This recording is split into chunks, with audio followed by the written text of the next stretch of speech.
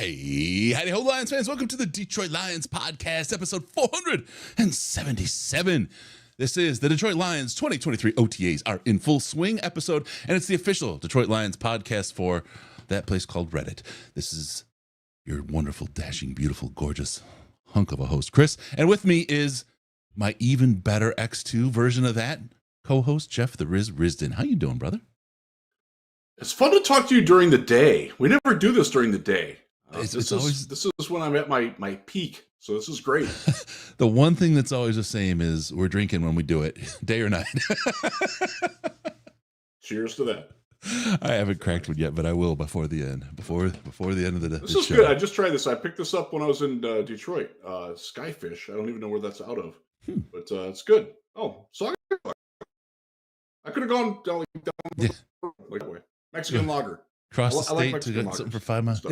That's a lot like the fact when I went to India, I picked up a whole bunch of Cuban cigars there because you can't get them in the U.S.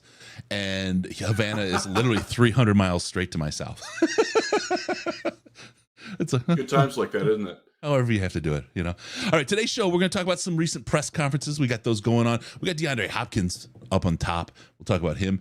OTA player reviews. The latest in Lions gambling news, some Jameson Williams talk, and Big V for you and me. Whole lot going on here. Got all that and a whole lot more. Riz, are you ready to go, my brother? Oh yeah, let's do it. Let's kick this off and break it down. All right. Riz is all in. Look at that.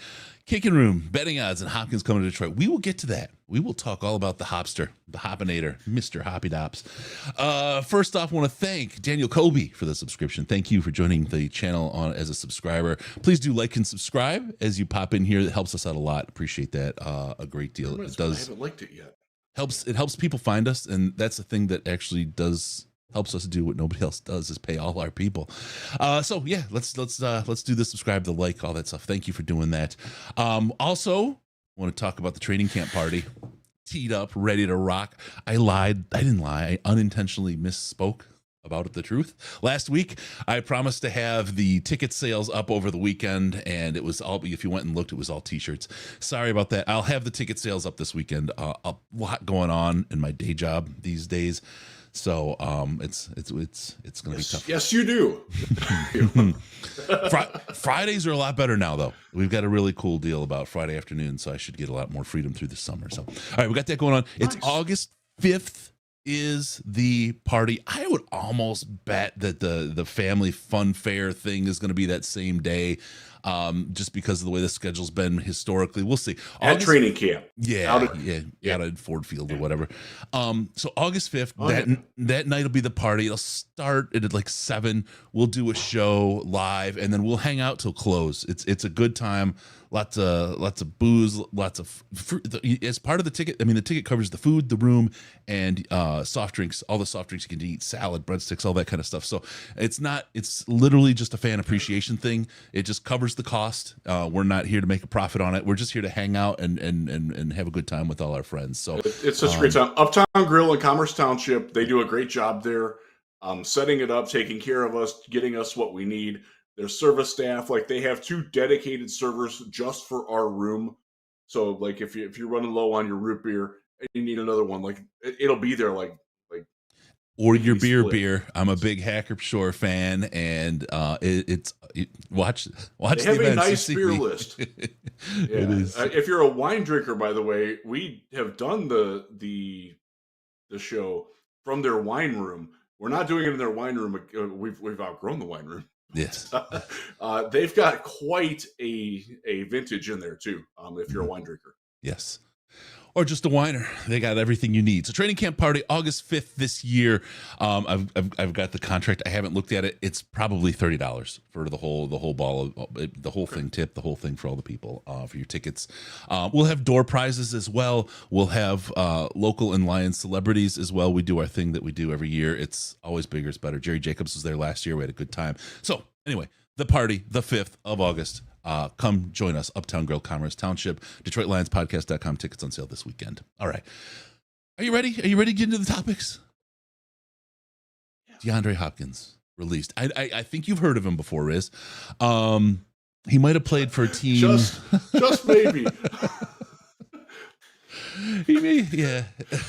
The Texas Tekkens. The Texas Tekkens. He played down there when Riz was down there, and probably one of the reasons I think that your son is such a big fan. This is my son's jersey. This is actually a game-worn jersey. Oh wow! He's got two of them. This one, he has a white one as well, but it's his favorite player. Still, he's and it's look. I'm a huge fan as well. I wouldn't wear the jersey if I wasn't a fan. He's a great player. Great Holmes player. Campbell, this is your chance to bring home a fan from Western Michigan. Bring him out of Texas and back to Detroit. DeAndre Hopkins released today, free on bail, free on parole, free on whatever you want to call it. He has got no contract hanging around his neck. Anybody can sign him. No. Riz, I feel like, there's a lot of talk about it. Everyone says, should we sign him? Should we sign him? For everybody that gets free in the offseason? It gets a little bit silly, but I feel like, J-Mo out for a couple weeks. We'll talk about J-Mo a little bit. This is like a little bit of a 1 year kind of policy if I'm thinking about it. I don't know. Let's talk about it because you and D-Hop go way back. I want to get your brain on this. I mean, I have in fact shaken his hand before, but I don't think he knows who I am. Back from my Texans Wire days, which ended in 2019. Yeah, about when his time in Houston ended. Thanks, Bill O'Brien, loser. I'm a big fan of D-Hop. I made the argument back then that I thought he was the best wide receiver in the NFL. I would not make that claim anymore, but you don't have to go down that list very far before you get to D-Hop. He's really, really good at a lot of the things that Lions fans want their receivers to be really, really good at. His attention to detail on routes, his hands, his ability to catch throws that aren't right at him. In that aspect, I will say he is the best in the league. I mean, this is a guy who caught passes from Brock Weiler, Brian Hoyer, Tom Savage. We might remember him a little bit. He was just starting quarterback for a year. And he was still outstanding. Imagine what he'll do with a competent, at worst, competent guy like Goff. My God. And Goff with all those weapons too. I mean, there's an argument that Hopkins would take snaps away from guys who need to develop, which is potentially true. You've got J-Mo out for a bit. I feel like he could step on Reynolds' time on the other side of the field, just with his age. Josh Reynolds. Yeah. When J-Mo gets back, so that you'd still be developing J-Mo. And look, if J-Mo for some reason isn't working out, right? It isn't playing to where they want him to be, isn't developing the way they want. Reynolds is back on the field, right? And you still have that guy, that little bit of a burner in Hopkins who can do so much. And then for all the Goff haters out there, with a guy who can catch balls that aren't picture perfect, pinpoint perfect, it feels like a really, really tasty kind of match. I don't know how expensive he's going to be, but it's a heck of an insurance policy. So I'm coming at it from the D-Hop angle, and that I'm trying to sell him on Detroit, because that's not going to be the first place that comes to his mind. Mm-hmm. He's been under trade suspicion for some time. That wound up they just ate it. They didn't even June 1 him either. It's May 26th, and they ate the entire they're eating all the dead cap. They could have waited 6 days and saved something like $10 million in dead cap. They wanted to get rid of him that bad. I think that's Arizona's problem. I don't think that's a D-Hop issue. I think Arizona is clearly gunning for the number 1 overall pick in 2024, and they might get it. They're certainly poised to do that. I struggle to see him seeing his best fit being in Detroit unless Detroit overpays him. And this is not, I got to say this quick, this is not a case where the Lions aren't respected and they have to overpay for somebody. Right. But when you're in I want to say he's 30, maybe 31, been around a long time, has come close to winning, but has never really progressed as far as you want to. He's in ring whore mode, but he's also in, I got to get paid mode. Mm-hmm. And Detroit is, in our opinion, certainly one of the best places where you can do that because the Lions do have some cap room. They certainly have the upward mobility to win a lot this year. Mm-hmm. And I absolutely believe that after seeing the team yesterday. Number 5 odds to win the Super Bowl? Are they 5th? Is that if I remember right? It's crazy to hear. That seems optimistic to me, but it's not completely unfounded. It really isn't. Like they should be the odds-on favorite to win the NFC North and host a playoff game or two this year. And if you win the NFC North, you're 50-50 in the Super Bowl. At least right now you are. If you can guarantee your team is the NFC play team in the Super Bowl, you don't know who, anything can happen for the other team. It's got to be a 50-50 split right now with not knowing who you're playing. Yeah. I mean, I don't think that the Lions are better than Philly, probably not better than Dallas. But beyond that, I don't know, man. The Lions look pretty darn good. They look good to me. So from a D-Hop standpoint, where can you go that can pay you $15 million a year, $15 million for this year? Because I think it's just going to be a 1-year deal. I think he's in that 1-year rental and shopping himself around where he can, he doesn't want to commit long term anywhere because he might not like what happens with it. Right. So you're looking at a 1-year deal. Let's call it 15. I don't know. I'm just throwing that out there. The Lions can afford that. Yep. Not many other teams can. He talked about what I was talking about earlier. When he was in the trade things, he talked about the quarterbacks that he wanted to play with, and Lamar Jackson came up. Interestingly, Derek Carr came up as one of them, and Derek Carr is in New Orleans, and the Saints, for as much as we've fussed about their cap situation, they could probably make that work too. And I wonder if Jared Goff and the allure of playing with Goff is more than it is for Derek Carr. And it sounds absurd to say that because, Jared Goff's better than Derek Carr. There's no doubt in my mind about that.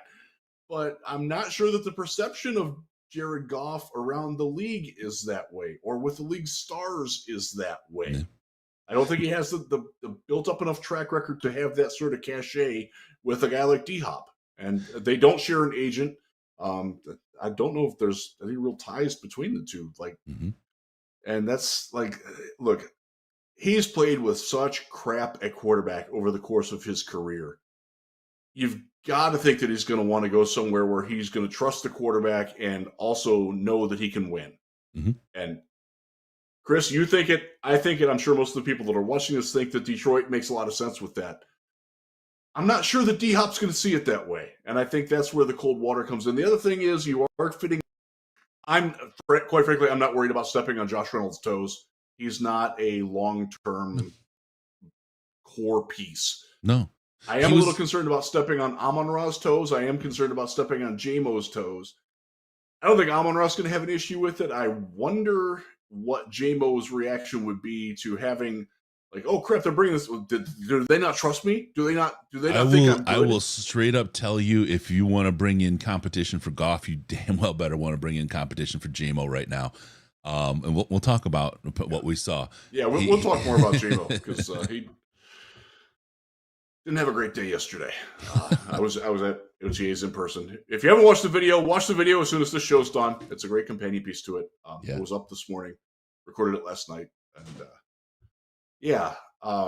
but for D-Hop, man, I would be willing to pay some. I'm going to say I'm not sure that the Lions are going to be as bullish on bringing in D-Hop, and there's a couple of things you have to know. First off, he was suspended last PEDs. Wasn't his first rodeo with PEDs. Mm-hmm. Mm-hmm. Does that make him a turd or a floater if you can't rely on him? Obviously, I'm wearing the man's jersey. I don't think so, but I wonder if he passes that test for Campbell and Holmes. And I also wonder. Go ahead. Okay, I was going to ask you, and I asked this question. I am fully admitting my lack of knowledge in this space because I always rely on Ash really for this breakdown because he's just so damn good. He's like a calculator when it comes to this. Yeah, but at risk of causing him a shaking fit with all kinds of I'm sorry's and oh boys and have a nice day after a curse word. What can we do about contract structure for D Hop here? If it winds up being something we want to pay him a lot, or can void years help us out? What can we do to help make this work in a way? Because we've got a lot of guys to start signing as early as next year, and that's where I think the big kind of math problem happens. That does factor in. You want to pay Jared Goff an extension. Chris, you and I have argued about this for a long time about the relative merits of how much you can pay him. Yeah.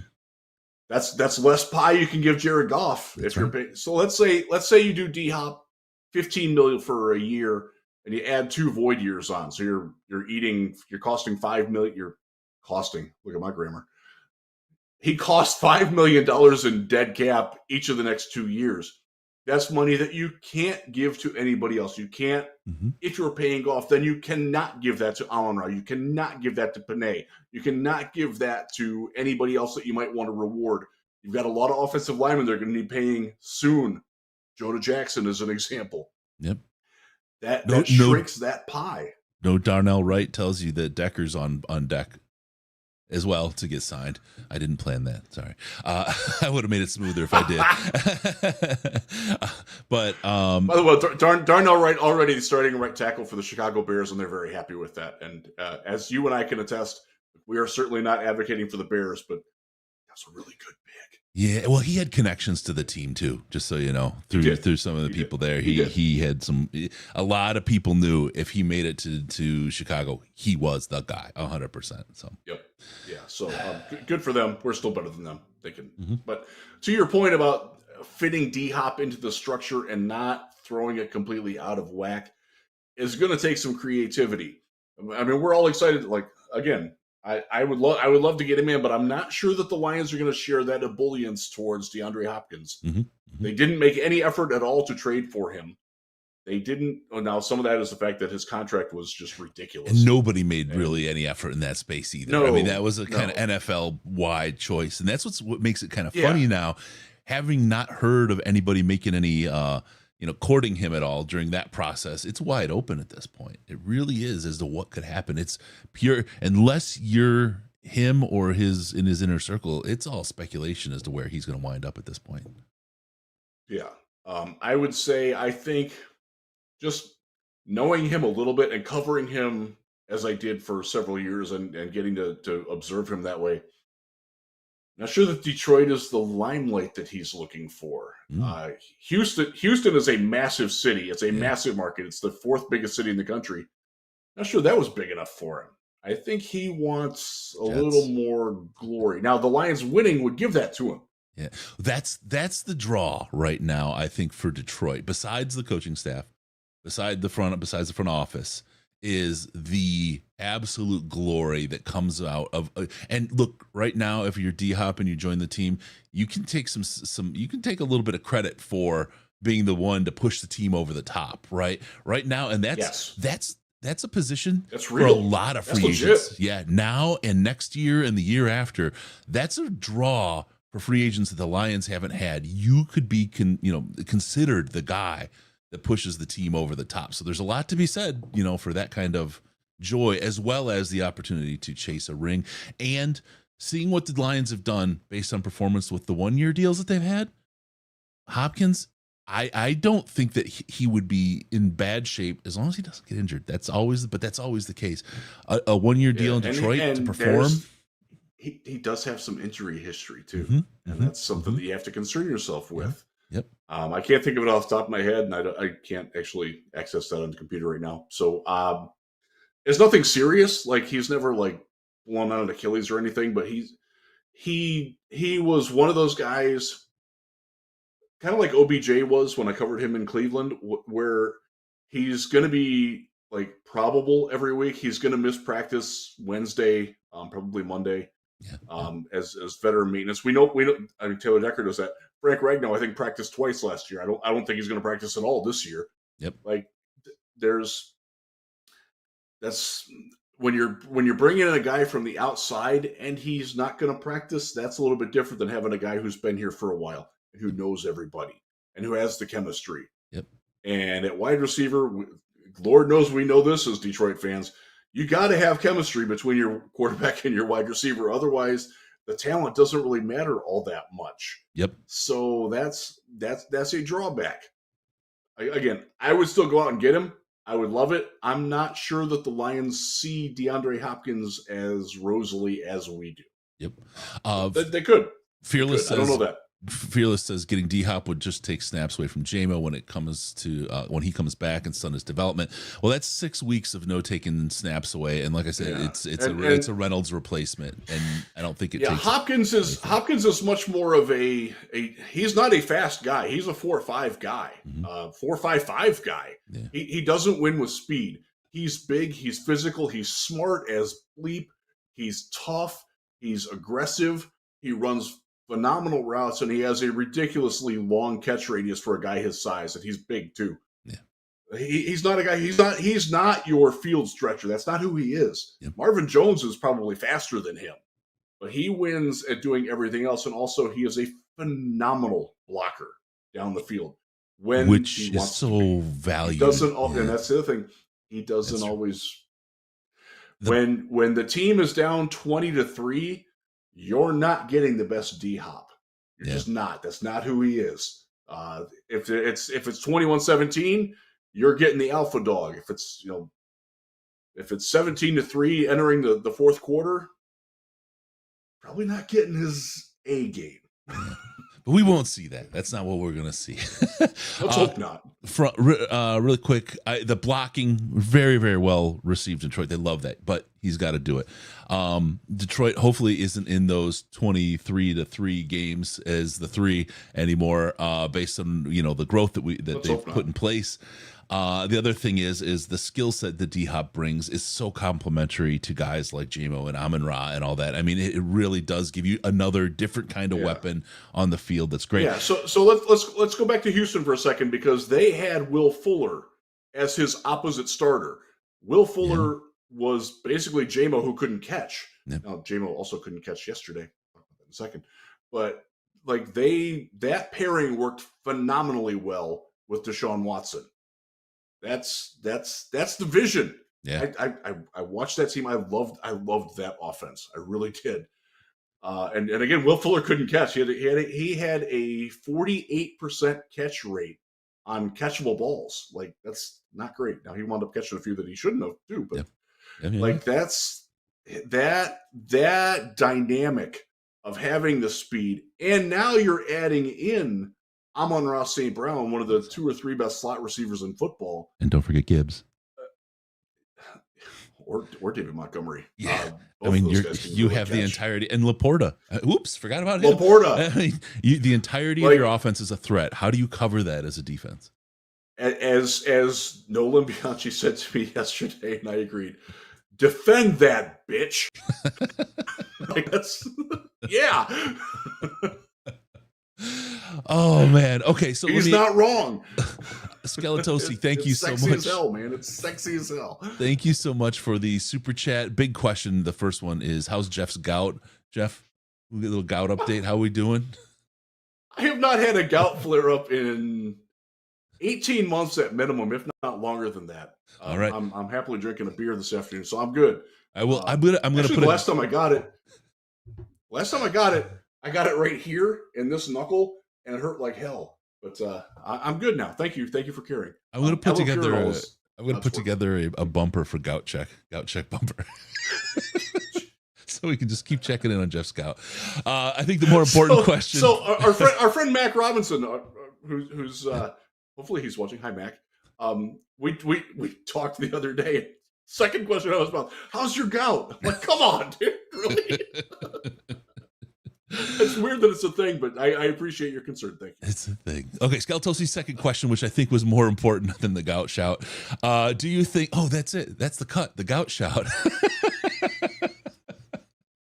Do you think there's any chance they lessen JMO's suspension? I'll just start with a quick answer. No. Not a chance in the world they're doing that. Yeah. The problem is this league is relying on the gambling. He's real lucky it's 6. They're relying on the gambling money as an organization right now, and with the team in Las Vegas and in bringing in the gambling piece, the second the second they look like they're going light on that kind of stuff is the second that it all kind of starts to fall apart for them. They do not want to cross that line. Now, look, I will always point to the transparency or lack of transparency on the refs, particularly now that we see what they can do in the XFL as a real gaping wound in that space. But they're not going to lessen this on JMO just because of the optics on what it means around the whole gambling piece and the quote unquote up and upness of the officiating and so on. So you can't have the idea that players could even think about throwing a game without being caught and sentenced to doom for it. So they're not going to lower JMO's shout for anything. No, he's from a conversation that I had yesterday, he's lucky that it wasn't 10 or 12 games. Yeah. That was where they were initially at. So Yep. That would have been catastrophic. Okay. Let's see. We'll go on to the next one and we'll hit out the next topic, which is recent press conferences and interviews. I'm going to start with the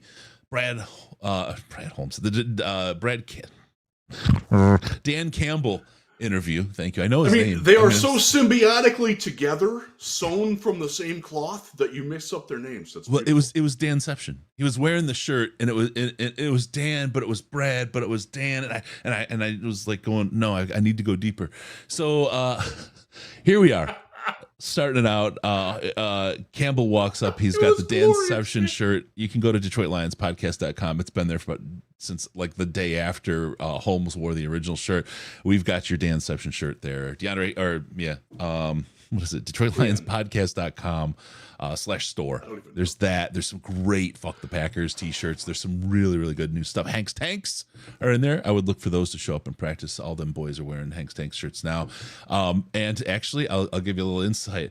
They were just giving all kinds of hell to Ragnow because the caricature of him has him with a unibrow.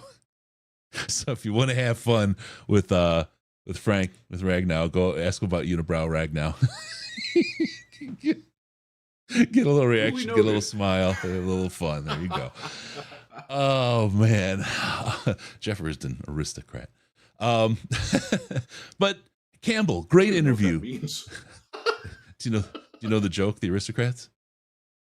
No. Oh, check it out. I think it's on Netflix. Great little. Okay. Great. You'll thank me for it. Every comedian ever is in it. So. Anyway, with that being said, Dan Campbell had a great press conference, talked a lot about stuff, slapped back at Stoney for his question a little bit, and then for the setup of the question.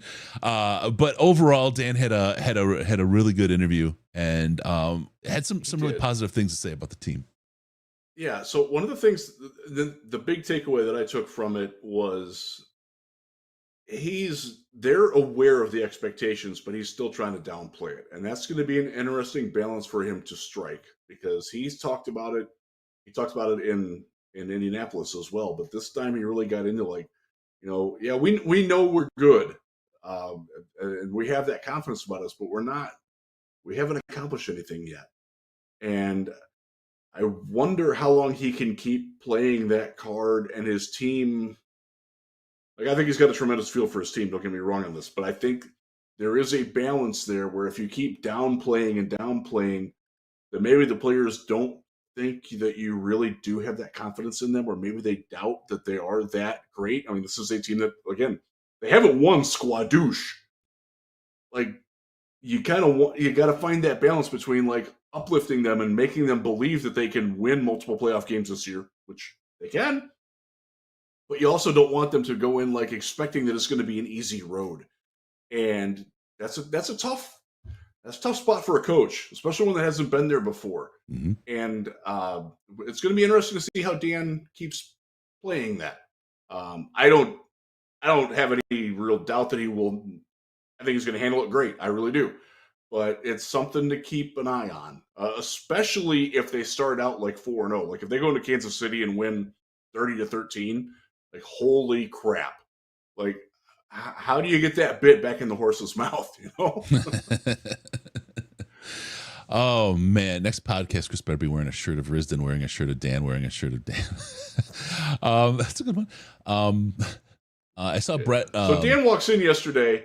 So Dan, right away. By the way, was scheduled at 11:15. He walks through the door at 11:14:58 with a giant smile on his face, clearly proud of his shirt. Walks in, and we're like, "Oh yeah!" Like the camera didn't kick on right away, but he got a round of applause from the media room before he got up to the. It was great. Oh man, yeah. When week 1 against KC, all media hype will break the internet. Yeah, there's no question about it. There's no question about this. Sure. That week 1 game is crazy, and on one hand, you don't want to put too much into week 1. It's fool's gold, as I always say. Week 1 results are always just almost a coin toss. It seems like no one's played in the now the 3 preseason games. It's just such a mixed up mess. But if they lose, I'm not going to take it hard, but I am going to go all freaking in balls deep, man. If they win that game, there's no stop on that hype train.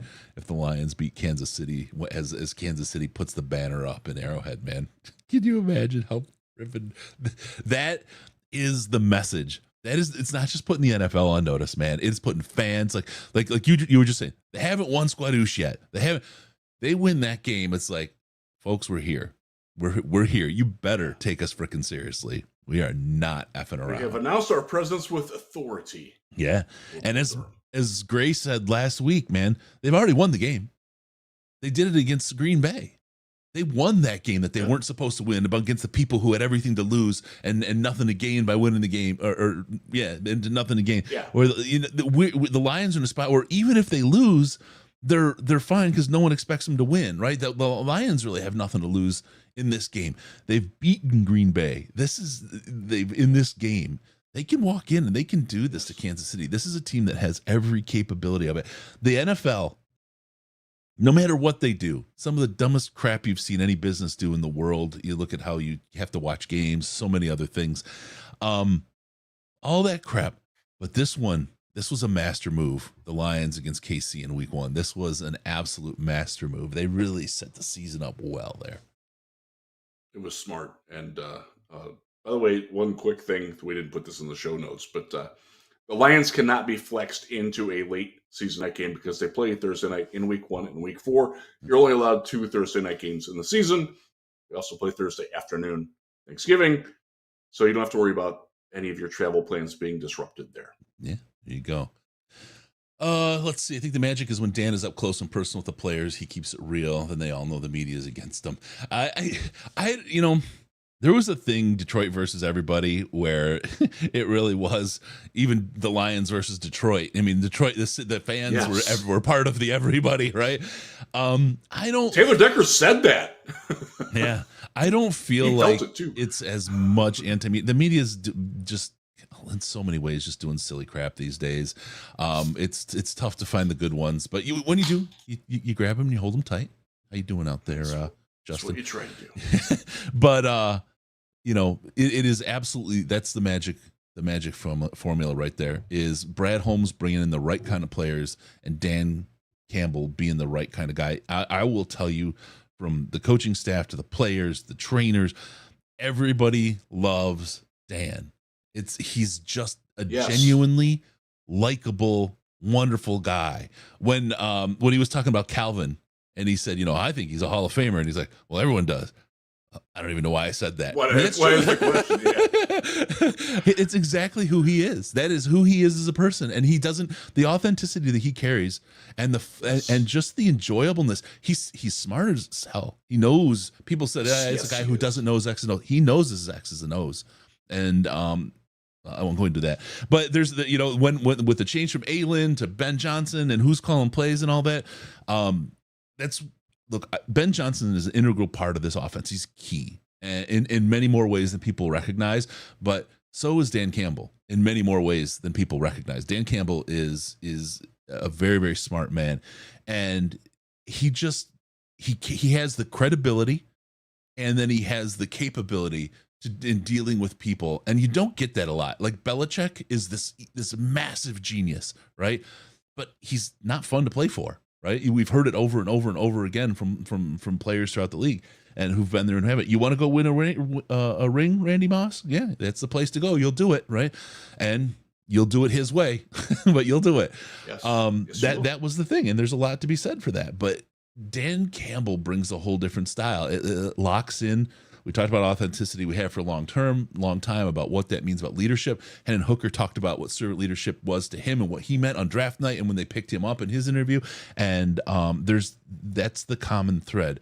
And when you get a guy like Dan who is authentic and then brings that X factor beyond it as far as his skills and knowledge and his abilities, you are creating not just a management team that's kind of a player, the player loved team or player friendly, but a team and management team that's there to play for the team and win for the team as well and the fans. I mean, it's an interesting place to be because there's always the company man versus the employee man, right? Kind of idea, and it's just like the players coach versus the company coach.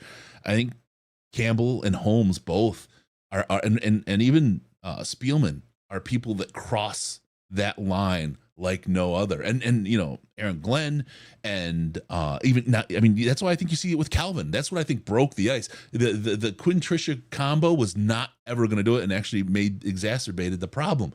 These guys can cross that line and bring people in. It's a different perspective when you have these guys, and having the brains on top of that personal ability means everything. It really is kind of the foundational piece of what this coach is. That's the magic, as Tony said. It is. And one thing that comes out of that is I think this team's going to have some resiliency if they don't get off to the start that a lot of us expect them to do. Like if they're 1-3, God knows how that would happen, but it's always possible. I don't think this team's this is not a team, because of the way that Dan is, that's going to stop. That's like, okay, we got to do. And they're not going to break character to do what they need to do to get back. Like they're going to be prepared for that, and it's not going to stress them out to where they make panicky moves. And I think that's critical because we've seen teams that they get that early bump and they can't overcome that. I don't have any thought at all that if they start poorly that those season's going to go in the tank. Like they're going to be able to bounce back from that. That goes back to what you're talking about, Chris. Have you ever been stretched to a panic? I'm just curious. Yes. Okay, yes. There you go. All right. Let's go. Let's see. We'll be taking questions off the chat later. Nope, that was the last question we're going to take from the chat. Thanks, Brandon. I'm just joking. Yeah, absolutely. We'll take questions from the chat as things go on. I'm such a jerk. It reminds me of the movie Sex Drive, which, by the way, is a very underrated movie. The guy's like, "Can I ask you a question?" "You just did." "Well, can I ask you another?" "You just did." That's one of my favorite interchanges of all time. I love that. All right. So recent press great underappreciated Seth Green movie. Yeah, there's many of those. I'm going to ask you to talk about the JMO one, and the reason I'm asking you because I honestly haven't seen it yet because my week has been off the hook. But I'll talk about the one that I did see. I saw Campbell and I saw Jack Fox. I want to talk about John Fox. Sorry. John Fox. Yeah, Jack Fox. Jack Fox is the punter. He's fine. He looked good yesterday. I don't know why. They actually did a weirdly low amount of actual kicking yesterday at OTAs. But I really got to start drinking so I get these names right. Talk about JMO and the interview we saw from him because he stood around and answered a whole lot of questions. He did. And I have to preface this by saying that I wasn't there. I had to leave. I had to get back it's a 3-hour drive home, and I had to be back. So I did not see that one. That was the last interview of the day. I stayed through Big V. I stayed through Hutch. I stayed through Tracy Walker, who was doing his concurrently with Big V. And I saw the start of another one. I forget who that was, but I missed JMO out. So from that context, I've surfed in and out on it.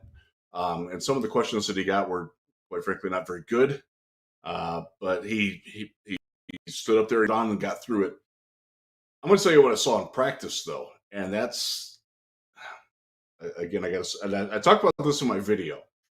And if you want more elaboration on it, he didn't have a great day of practice. And to me, watching what I saw him say in the press conference afterwards encourages me, because this is a guy who, after the kind of day that he had at practice, which, again, not all of it was on him, but when you're the number 12 pick in the draft, you better catch a ball that hits you in both hands, and he did not do that twice. That was frustrating, to say the least. He handled the press conference with a maturity that I'm not sure that I expected him to have, and that's a positive development for me. And I think it's something that his teammates want to see from him, because I'm not sure that they get that all the time either. And being in the environment that he was in, with handling, I thought with aplomb. I thought this is not a guy who's going to prep for interviews. That's just not who he is. So the fact that he was off the cuff and answered questions, I thought honestly, fairly, somewhat candidly and insightfully, that to me says a lot about JMO. I think he's progressing. Mm-hmm. He needs to. It's good. That's a good thing.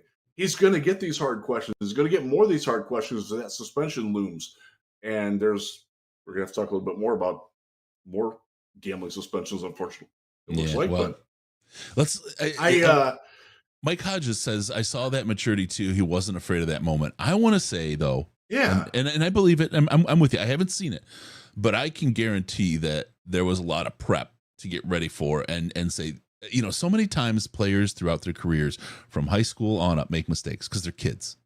They're kids. I mean, rookies are still kids. I don't care what you say. They're not even full grown. Right. And like I talked about Hutch, look at him this year, compare the pictures where he's at this year, very last year. And you can tell me, yeah, you were right. There's a little bit of baby fat, right? That NFL strength and conditioning is a real freaking thing. It's gone now. Yeah. Oh yeah. 100%.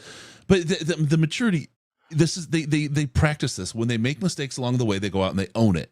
Because that's the only way they made it to the point of getting drafted. That's part of the whole process. Everybody makes mistakes. And it's how you deal with the mistake. This is true in life. For all of you out there, it doesn't matter if you're playing football or whatever. When you make mistakes, how you deal with the mistake is a hell of a lot more important than the mistake you made. I'll tell you that straight up.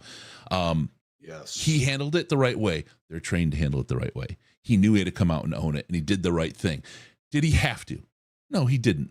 But boy, that would have been a real problem. It would have been a real problem if he just avoided the conversation and didn't own it and move on. Because it would have always stuck. Right? Doing what he did means, okay, he's closed the book on it and we can move on. We're not going to talk about it anymore. I mean, we'll talk about it here, and it'll become a little, side passing joke along the way, but then it'll be over and it'll move on. And that's what he's done. That's how you handle those kinds of things. So as much as I want to say that is 100% JMO that did that, I'm sure there's a lot more to it than that. I hope that's who JMO is. I really, really do. People, I think people are taking sides of, people want to hate on him. People want to love him. And there's like this two polar, it's almost like politics. The extremes are the ones talking about it, right? But there's a possibility that there's kind of a middle road where we're just seeing the reality of what we see and evaluating it from day to day and practice to practice to figure out what we have here, because he's a little bit of an enigma. Yes, he is. I will say that I think the fact that he, like you were talking about, that they prepped him for it, I will say that the JMO last year wouldn't have either processed what they were prepping him or cared about it. And I think he does now. And to me, that's an important step. Yeah. I think he's growing up before our very eyes. I think he needs to grow up more before our very eyes. But the fact that he's taking those steps, that's important to me. That's a positive development to me, because I hadn't seen that. And I wondered, with the suspension coming down, the fact that he didn't have a great rookie season, even after he got back on the field, he didn't have the reputation coming out of Alabama and going back to Ohio State as the most mentally tough guy. Mm-hmm. And that was one of the knocks on him, that he basically ran away from Ohio State because he couldn't handle the pressure there. Couldn't handle not being. So that's a complex. Let me just tell you something though. He transferred. Yeah. I want to tell you, I appreciate what you just did. This is something that I want people to recognize and see, because this is something you really don't don't see. Riz just said, I appreciate what he did and gave him credit for what he did. And I want this is something that, people take a hot take and won't flip it until they decide, well, I've got to flip it. I can't not now. So I'm just going to ignore I ever said it. Right. What you just saw from Riz is an evolution based on the evidence. And I know I shouldn't be making a big deal out of it, but you don't see that in the media today. Right. And that's exactly what I was talking about, is we're watching every day and seeing what we see from him and making judgments along the way to build to the totality of the data we have to make a broader, bigger judgment. And you watching that growth and that change and then mentioning it and talking about that specifically is giving him a fair shake. People make mistakes, and you can dog on them for making mistakes. People can do great things, and you can tell them they did great things. But the totality of their efforts and what they do is really talks about the kind of person they are. So I just wanted to take a second, give you credit for doing that, because very few do that. Most just have a take, whether it's right, wrong, or otherwise, hot, cold, whatever, and they stick to it until they can't anymore, and then they ignore the fact they ever said it. I don't understand how you can be presented with new information that contradicts what you think and not change your mind. I just wasn't brought up that way. I don't process things that way at all.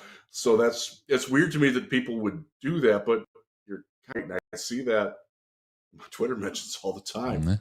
Yeah. Like if people still regurgitate like I'll branch off here for a second. I was not a Jared Goff believer. And long term, I still have some questions, but like he's ameliorated a lot of those questions and concerns. Like he played great last year. I don't have any desire at all to run him out the door anymore. He's capable of taking this team where it wants to go. Yep. He showed last year. If you don't acknowledge that, what are you doing? Why do you watch? Why I don't get that. Like he I wanted him to play better, and he played better. Yeah. Like I'm not going to complain about that. Like that's weird to me that people get hung up on talent. I had the famous thing where I thought he was going to be a tight end better than he was a quarterback. Obviously, that's strong. Yep. Let me not acknowledge. I don't get that. It doesn't make any sense to me at all that you wouldn't acknowledge that. Let me really quick hit but we'll go to the John Fox interview next, but there's a good question here from Jay that I wanted to get to. With Ragnow's injury being basically permanent, how much longer can we expect him to play? As long as he wants. That's 100% what it's going to be. As long as he can. Yep. Yeah. Well, yeah. that's going to be as long as he wants, right? Because when he can't, he won't want. Yeah, you're right. It's a better answer, because he'll want to even when he can't. Just knowing who Ragnow is. But Ragnow played last year. I will tell you, he played through just the most disgusting injury. And like it wasn't there. You saw him play. There was one game where you could see it a little bit, but he played through that like there was nothing going on. That guy is the whole Hanks Tanks thing, he is the lead tank in the middle for a reason. That guy is unflappable, unstoppable, just an absolute man amongst men. And he, like I said, he'll play as long as he can, as long as he wants to.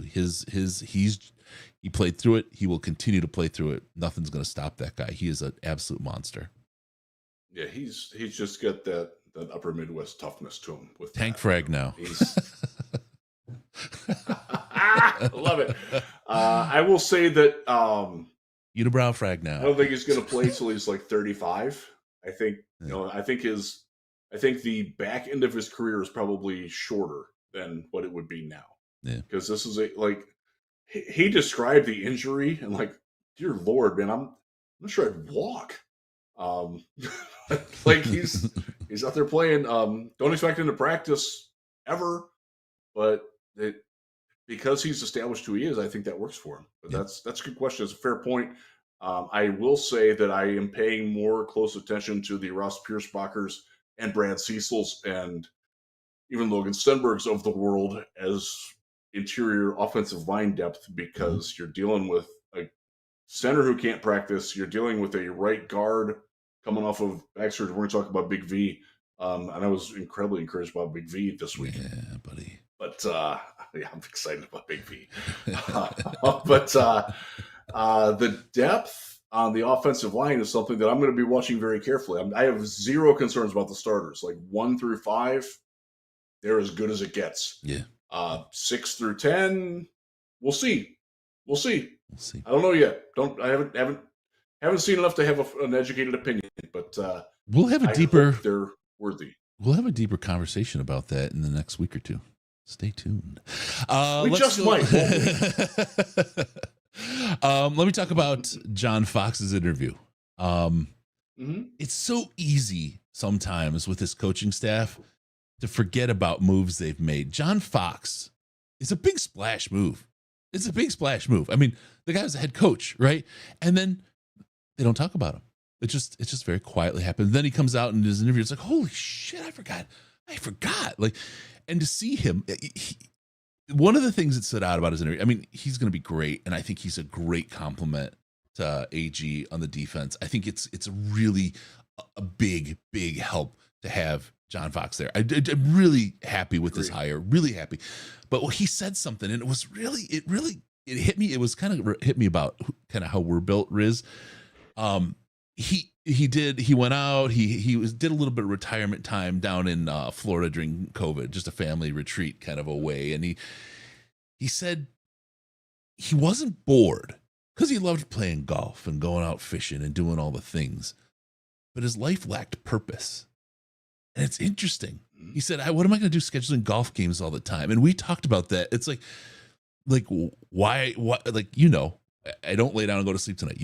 At night, you don't just lay down and go to sleep tonight. You're always thinking, always working, always grinding, always thinking of the next thing, right? Because why? It's not because you don't want to relax. It's not because you don't want to just go fishing, take some time out, watch some TV, whatever. But it's that purpose. It's that purpose that drives. It's there's always like, what purpose is there? Like, I've been trying to, so you're gonna laugh at this. I'm gonna watch some TV and I'm gonna pick something really goofy to kind of work my way through a series, right? Just to do it. I picked Kojak. If you remember that, it's like it was too old for me when I was a kid, Kojak. right? Like I never watched it as a kid. Yeah, oh yeah, it's great. It's so who loves fun. you, baby? It's so fun to look back and watch that show, and like just the state of what New York was portrayed as, what the cars were like, the whole thing. I mean, it's just an experience. It's been over a year and I haven't gotten through just 5 seasons of it, right? Because I just can't like sit down and watch the show.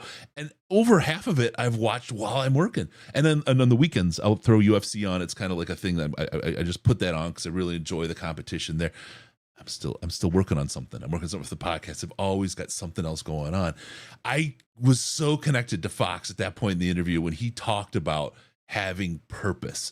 And I'm like, that's something I think that is universal across this coaching staff. The drive, the never stop.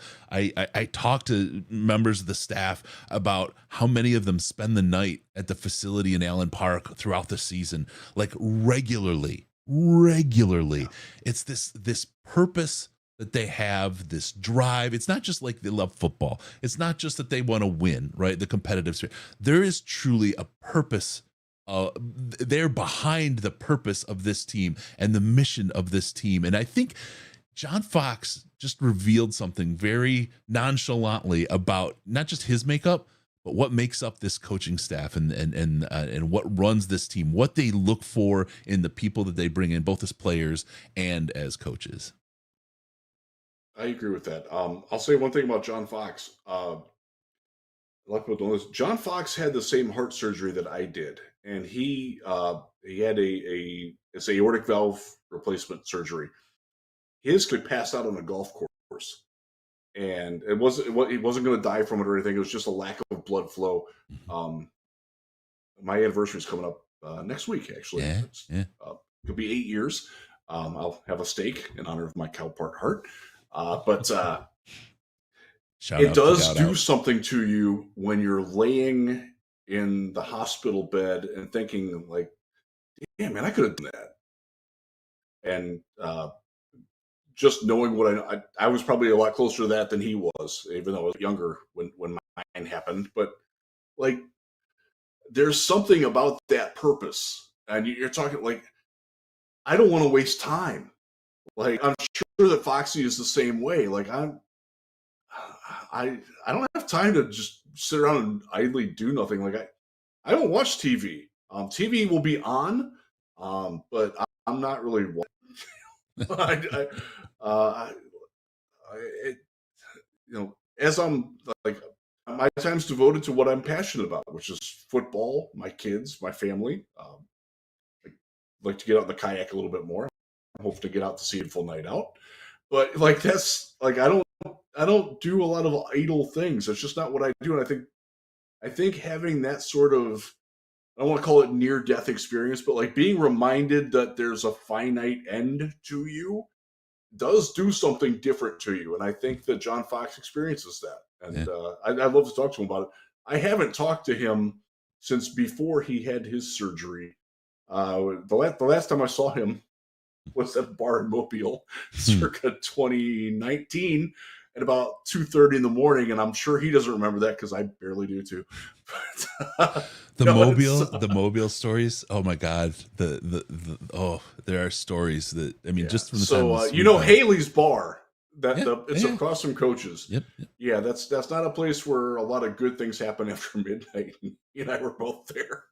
Okay, with a couple friends. So Detroit Fan Man had the most obscure bingo card. He had Kojak as his final reference on his DLP bingo card. That was not considered a winner at the beginning of the show. Well said, Brandon. It's a credit to Holmes, Campbell, and AG that they're confident enough to bring in these guys that could so clearly take their jobs if things and go they're not bad. and AG's not threatened by John Fox. And if you brought so I'm wearing the Texans jersey. Corey Undlin, remember him? The defensive coordinator for a year. Yep. He's in Houston now, and he's talked about focusing on attention to detail. And for Texans fans, that's kind of weird because their defensive coordinators haven't done well lately. But like when he came in, like Patricia was kind of threatened by the fact that they brought somebody, and Patricia did in fact hire him, but it was like not simpatico, Right. Like it kind of thrust upon him, and that's not the case at all here. Like AG's like, if it's gonna make me better, bring it. Like I know who I am. I'm confident enough in myself that I can handle that sort of pressure, and that's sort of the thing that Campbell et al. Are imbuing to the team.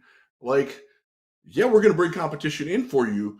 But if you are who we think you are and who you should be, you're not going to be threatened by that. You're going to work that much harder to prove that we're right about you. Yep. Like that's the spirit of the competition there. That's something that I don't think era did well. It's something that I don't go back for a second. Bill O'Brien didn't understand that concept at all. And that's one of the reasons why DeAndre Hopkins went to Arizona. And now he's available again. Yep. Like that's special. That's the kind of thing John Harbaugh does with the Ravens exceptionally well. Something that Pete Carroll I'm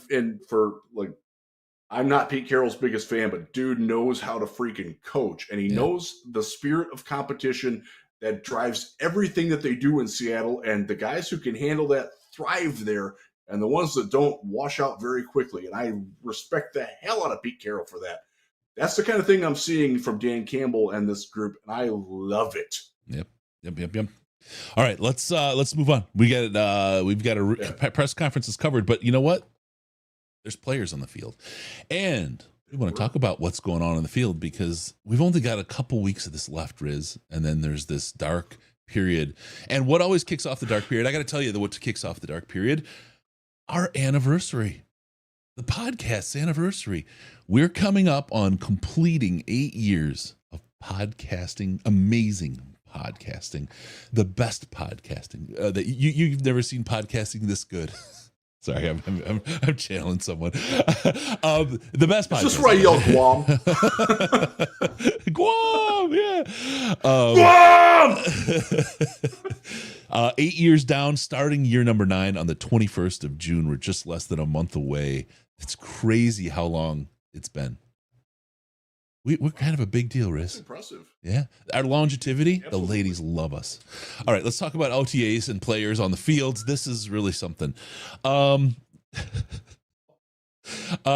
Sorry, I don't. The segues need a little work still after 8 years. The OTAs, we had Riz on site, watching the fun, having a grand old time, and let's talk a little bit about that. We'll talk about somebody in a second, but first let's just talk about the overall. What did we see out there? Let's start with the point of contention and agreement, depending on what we're talking about between us. Jared Goff, what did you see from Goff out there in OTA so far? Wasn't his best day. Wasn't dialed in. It was a little windy. It was a tricky wind too. It was one of those like if you're kicking the field goal at one end of the field, like the flags are blowing one way, and at the other end they're blowing a different way. So, but yeah, it was. Look, it's May. They're not in pads. Like, I'm not going to get on him for not having perfect accuracy, but he didn't have a great day. Like, he missed some throws. Yeah. It happens to everybody. So I'm not at all concerned about it. But he didn't have a great day. He missed a couple throws that you would see him make in September, October, November, December, January, maybe even February. Was he doing his cornholio stretches before practice? He does. He does. He does. Oh my God, I can't unsee it now. Yes. When he was doing it at training camp last year when I was there, he was just kind of coming to the sideline. I just started going like back at him, and he was like, "Hey, what's up?" Like, he's just doing the cornholio. He probably calls it goalposts. He was fine. He made the right reads based on the defense again. For me, and Dan talked about this before practice yesterday in his press conference. He's about mental reps and like dudes are going to be in the wrong spot. He talked about Sam Laporta running the wrong direction on a route a couple of times. Saw that again yesterday. Like it happens. There was one where there's a miscommunication between Goff and Gibbs on a pass where Goff thought he was going to go one way and Gibbs broke a different way. Like that's not anybody's fault. It's just like you got to work these things out. That's what this is for. It's practice. Like that's what you're doing. So you don't want to read anything into that. There were a couple of throws where he should have made a better throw, but didn't. Again, that's not unusual. It's not anything out of the ordinary. Joe Burrow has that problem in Cincinnati. Andrew Luck famously had those issues in Indianapolis. He's a practice player. Like, it happens. So it's not anything to worry about. But he's had better days. Yeah. It is what it is. I have to just call out my failure. Longevity. Bingo. Yeah, I said it again. I got caught for my whole life. I've been still like in this kind of state of shock about it my whole life. That is a word, a real word. No, longevity is not a word. We looked it up. I said it, and Gray called me out. He's like, "Do you mean longevity?" He did. He should have. And I'm like, "It's longevity. Longevity is a word, right? Sure. Right." And I've always spelled it longevity. Like everything, I've only said longevity. Everything else I've done with the word, I've done it appropriately and properly. And I'm like, and then I tried to write it in an email this week, and then I spelled it out longevity. Like I've now been broken. Like this word is, I'm absolutely broken. It's Gray's fault. I didn't realize I said that forever. I've analyzed it's so bingo for you, old BK. Thanks for catching me again. I'm going to be in my own head forever on that. Gray. All right. I legitimately thought it would dealt more with longevity over a long time. These are the things that go through my head. Well, let me pull out. That will be keeping me up tonight as I listen to the BBC. Let me. Well, I'll keep my most longitudinal part away. Let me ask you, who was your top guy this week? Who did you, instead of critiquing him one at a time, who blew you away on OTAs this week? I'll give you one for offense. Jahmyr Gibbs, no question about it. Watching him do the drills and the way that he floats on the ground, good Lord, man, it's fun to watch him do what he does. He has special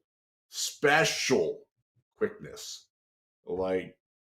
I did not ever get to watch Barry Sanders in practice, but I was standing with someone who did, and he said that doesn't not look like Barry. Just Did you throwing correct that their out double there. negative? I did not. I know better because he wrapped me over the knuckles with a ruler. Yeah. And then you say, "Thank So you, sir. May I have another?" he looked really good. No question about it. Defensive side of the ball, I'm going to go with an undrafted rookie, and I butchered his name, unfortunately, on the video. Billy Longevity. Thomas Who? from UAB, defensive back. Who? What was his name again? Starling Thomas. Okay, just making sure. Yes, number 49 in your program. Yeah. It's right here. I actually have to. Let me make sure I got it right. Look what I have from you last got year, sitting right here, the training camp roster. this. Still got- Starling Thomas. He's right There there you near the top. Yeah. I could probably retire that by now. Yeah, you probably could. I unearthed a few of those in my notebook. So Starling Thomas is very, very fast. And how do I know that he's fast? Because he ran hip to hip with JMO on one of the passes that JMO dropped. That's impressive to me. And my initial takeaway was, damn, 49 can fly. Much more than it was, oh, JMO should have caught that. As I thought about it, I'm like, yeah, JMO probably should have caught that. But damn, 49 can fly. Dude can go. He holds a little bit. There was a play where he was guarding the Lions offense likes to manipulate the defense. They did a very good job of that already. They worked it where Tom Kennedy was in the slot, isolated on him based on the pre-snap movement. And Tom Kennedy ran like 5 steps and did a hard break to the inside, and Thomas grabbed his jersey and very visibly was guilty of a holding penalty. That's got to stop. But, dude, there's a lot to like about this guy. He's big, fast. They missed. Look, he's going to stick around, which, by the way, you need to watch if you haven't watched it already. He is my UDFA who is most likely to make the team. And I say that, like, not only do I think he can make the team, I think he can play, at least on special teams. And he does have some return experience, too. Just saying. Our guy, Dave Phipp, he was asked who might be a returner yesterday. Listed off like 9 names. So that's clearly an open position. Wouldn't shock me if 49 got that job. And by the way, also switched to another number once some lesser guys are cut, because he's got that kind of juice to him. Got it. All right, who do you see as playing captain's role this year? Anzalone is an easy one. Tracy Walker is an easy one, especially if you watched him in his press conference yesterday. I saw like the first 3 questions, and they're like, "Hey, Biggie's over here." But, Tracy's. By the way, Tracy did participate in individual drills. He didn't participate in the team drills. Yeah, he looks good, man. Day one camp ready. He's He gonna says, be ready. I'm stoked, man. He looks good. Bro, he's gained a little bit of weight too, and it's not bad weight either. That secondary, he looks like he's a little bit thicker. Yeah. There's the one thing about the secondary. Everyone's like, "Well, who's going to start? Who's going to start?" Yeah, yep. No, that's important. We'll find that'll find its time. It'll break its way out, and it'll make its way, known. But the real story that no one's talking about is how much freaking depth we have. We have depth at secondary that we haven't had in ever. I mean, AJ talked about it yesterday in his press conference. Like, he listed off the 5 safeties. He's like, "It's a good group, man. I like my group." Yeah, you should. Yeah. It's good. Yeah. They're good. It's incredible. The talent we have in the defensive secondary. And of course it's only going to help that line, right? It's only going to help that line. It makes that Campbell pick makes so much more sense now when you see how these things are starting to come together. And the secondary is always a place you're an injury away from being irrelevant. It's always felt like that. Yes. And not just for the Lions, for most teams. It's, the corners are the most athletic positions on the field. And you just don't get those kind of freaks that can play that role. And to have freak depth like we do is nuts, man. It's nuts. I love it. And the fact that you can say, you know what, Jerry, you're going to beat the hell out of this guy, this wide receiver, because he's perfect for your kind of play this week. Next week, you know what? I'm not going to have you start because we got a different kind of receiver that, somebody else is going to play against and it's going to play better. You now have a Swiss Army set of corners. And I'm just like, this is a crazy problem to have, a crazy good problem to have, but it's crazy. I'm going to branch off that for a second to go off topic here. Mm-hmm. And there's still a lot of consternation about not having a defensive line. And you just talked about it. Yeah. The secondary depth is really good. Who's your defensive coordinator? A long-time, really damn good NFL cornerback. Yep. What system did he come from? He came from Bill Parcells. He brought up Bill Parcells yesterday on his own. What was the key to Bill Parcells' defenses? Yeah, they had the beef up front. They had playmaking, competent depth cornerbacks. They had smart-ass safeties that could do things. That's what the defenses were built around. It's not an accident they're doing this in Detroit, folks. They don't care as much about the defensive line as you do because their coach doesn't. Because he's not one of them. I cannot stress that enough. Don't freak out about the defensive line not having 5 guys deep because they don't care as much about that. It's a defensive back playmaking oriented scheme led by a former playmaking NFL defensive back. Where do you think they're going to put their emphasis? Yeah. And it's not that hard. Sorry, I go back to Campbell and Hutch and it's Pascal, really not that hard, folks. And the guy Aleem and all the guys we have out there, Harris coming back, probably, hoping Harris can come in and be strong this year like he was. You got Kaminsky, you got yourself I'm missing James Houston, the guy that really just quit for Riz. The guy who hasn't seen a snap in the NFL. Christian Covington, by the way, yeah, looked very good. Taking a lot of first team reps yesterday, looked fine. I looked think better than he did when I saw him in Houston. I think this line and the Anzalone and Campbell combo behind them are being undersold because they're overshadowed by all the defensive back prowess we have. I agree with that. I mean, you look at the lineup on PFF's page, and just all the green you see there, and then when there isn't green, it's a guy that was injured that is going to be just fine for you. You've got a really interesting setup here with this team. I'm stoked, and what Hutchinson grows into this year, what they expect out of him in Houston, it's going to be crazed. Again. Are we going to be the bring sack up Josh kings? Pascal, who's going to start? Like he's your starting edge opposite Hutch until otherwise proven. Yeah, he's starting ahead of Romeo Okwara. He's starting ahead of Charles Harris. Yep, he's starting ahead of Kaminsky. Now Kaminsky's going to flex inside some, but like we didn't even talk about him, and he looks good, folks. Yeah, yep. People keep sleeping on him. All right, let's get to the next one. Okay. Are you okay with that? Let's keep rolling on. I want to get into, but before I do, I have to announce and let people know the training camp party. For those who weren't here at the beginning, we have coming up on August 5th at the Uptown Grill in Commerce Township. Tickets on sale soon. They cover your dinner, salad, pizza, breadsticks, soft drinks, as much as you can eat of all of those things. Covers the room. There's no profit. This is strictly, cover your own food, and it's a fan appreciation thing. We'll do a live show. Dan Miller comes every year. We had Jerry Jacobs last year. We'll see if we can get out this year to have some fun and put on a great show for you guys live.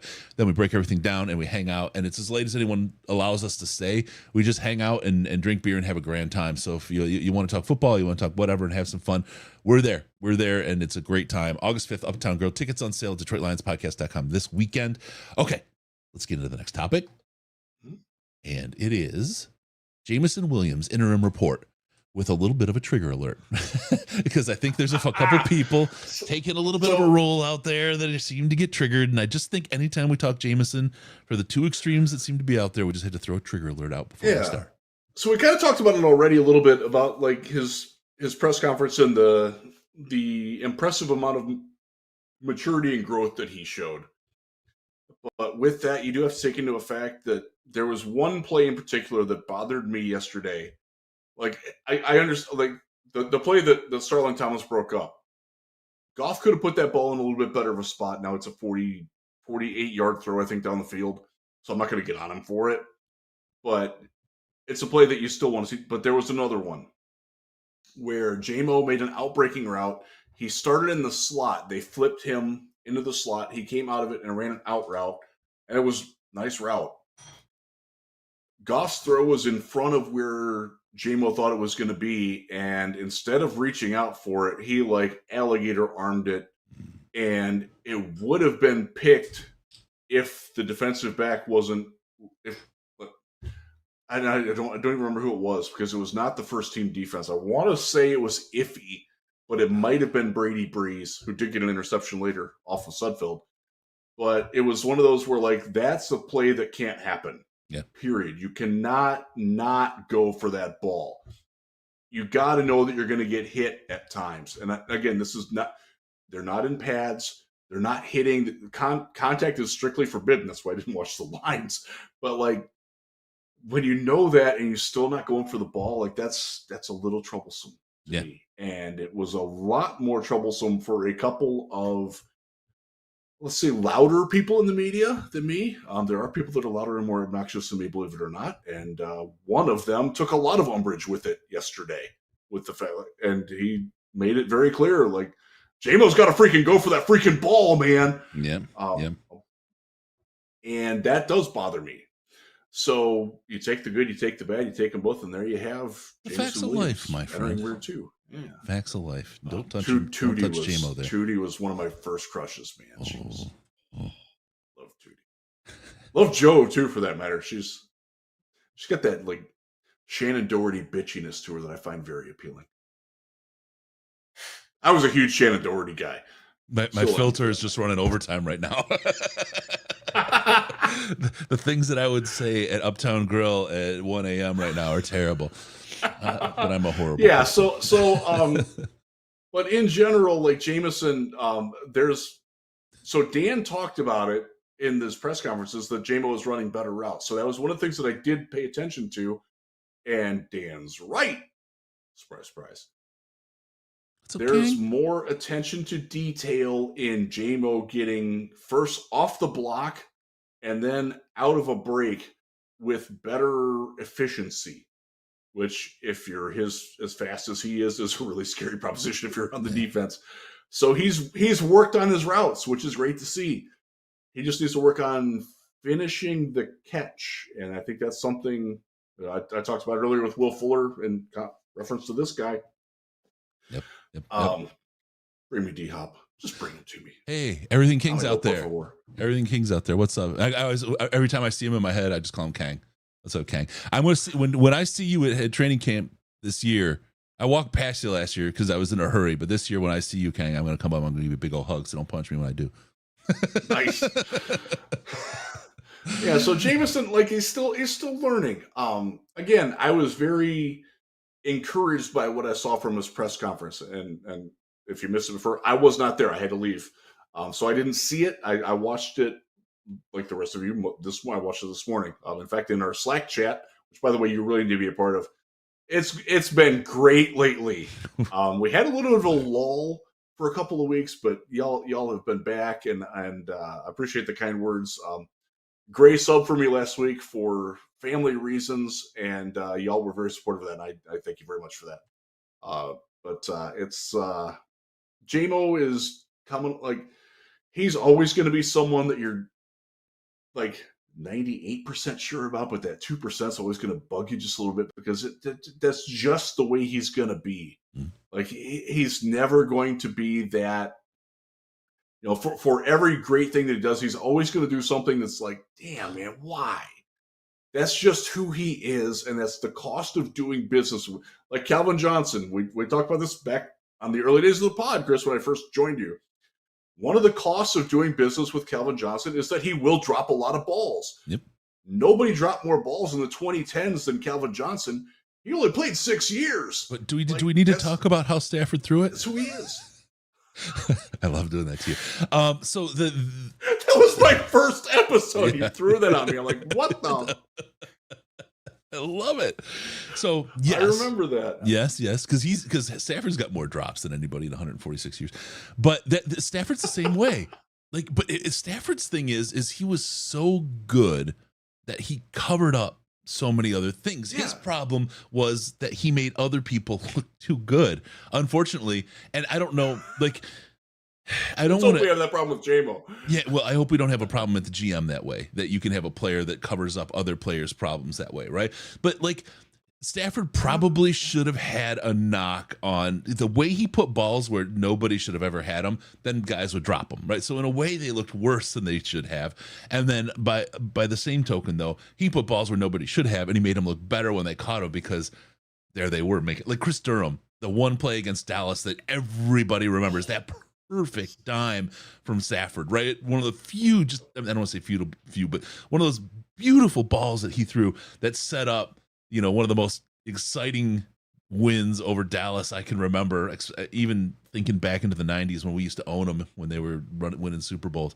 That kind of stuff is just, but it would hide the deficiencies, right? And it's one of those things where with JMO, he's going to do great things, and then you're going to see that, because, again, Stafford's interception numbers, right? But he gave you so much, and then you take a step back. If people can learn to love JMO for what he is, and JMO can find his way on the field and stay there, I think he'll be fine. I think everything will be fine. But those are the two things. I think people have to. It's going to be harder for him to get to that point because he started in just such a tough spot. I think people would have been real forgiving this year if he was there day one, not being there because of something so stupid, whether he knew or not. It's just a thing, right? He's got to get past that. He's got to work through it. But if he can do that, I think people will be, if they can, they'll be able to love him for who he is, because I don't want to say it's good enough, because good enough is with him is way better than the vast majority out there. Did any of that make sense? It was like all stream of consciousness. Yeah. I mostly follow you there. Yeah. I think JMO has brought on concerns that he didn't need to, because of just obviously the gambling thing, which is unfortunate, and we're gonna have to talk about that a little bit more, unfortunately. But just the general detachment, and I don't think he's dumb. I don't think he's bad. I think he's young, and I think he was somewhat protected both at Ohio State and Alabama because there were more prominent people around him that took that spotlight. Right. And now, because he is a first-round pick and was not necessarily the most popular first-round pick, even from the moment that Detroit drafted him, there were people like, what the hell are we doing? We drafted a guy with no ACL. Yeah, he's not going to, like, why? Why, Brad? Why are you bringing this upon us? Brad.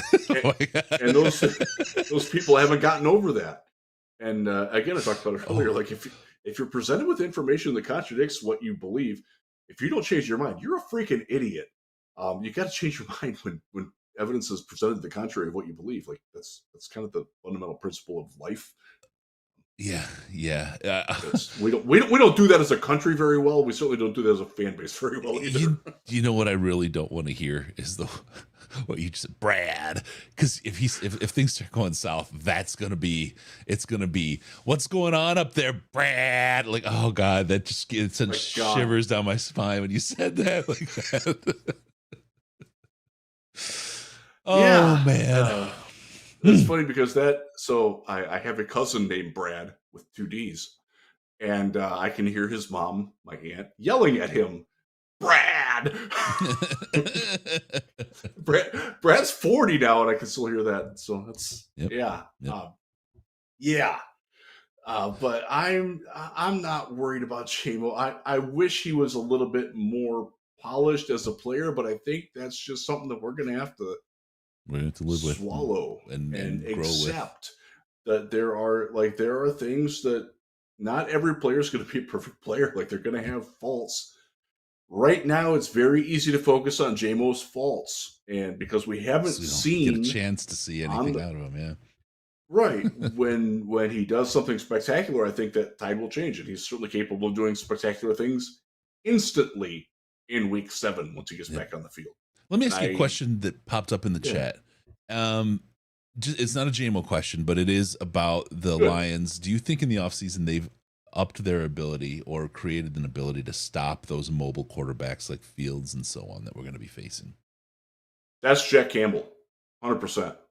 That's also Broderick Martin. It's also Aleem McNeil losing weight. Like I saw Aleem yesterday for the first time since Thanksgiving in person. I was taken aback at how much weight he's lost. Like, there's no way in hell he's a nose tackle anymore. None. If you are still calling him a nose tackle, you are not paying attention. That's directed to the national media. That's not directed to anybody watching this show. Me and Aleem both, brother. He is your 3-tech. Broderick Martin and Isaiah Buggs are your nose tackles. I also think Anzalone has, again, I'm basing this off of one unpadded practice. I think Anzalone has taken a little bit more. I mean, he's always been a very athletic guy. It bugs me when Lions fans don't think that he's athletic because he's very athletic. I think he's taken another step in his fitness level. He was even more radiant than normal. Sorry, I was going straight to fitness dick in your mouth. Just that word, I can't have that word go by. I'm fine. Boy, I've actually not heard that before, Chris. That's how sheltered I am. But I do think they've done that. And I think bringing in a very good tackling slot like C.J. Gardner-Johnson, like Brian Branch, who's going to play a lot around that. I think Tracy Walker being healthy will help that, although it didn't last year before he got hurt. But the other thing is, I wrote a piece on this. The Lions gave up a league-high 700 rushing yards to quarterbacks last year on 100 carries. That's even I can do that math.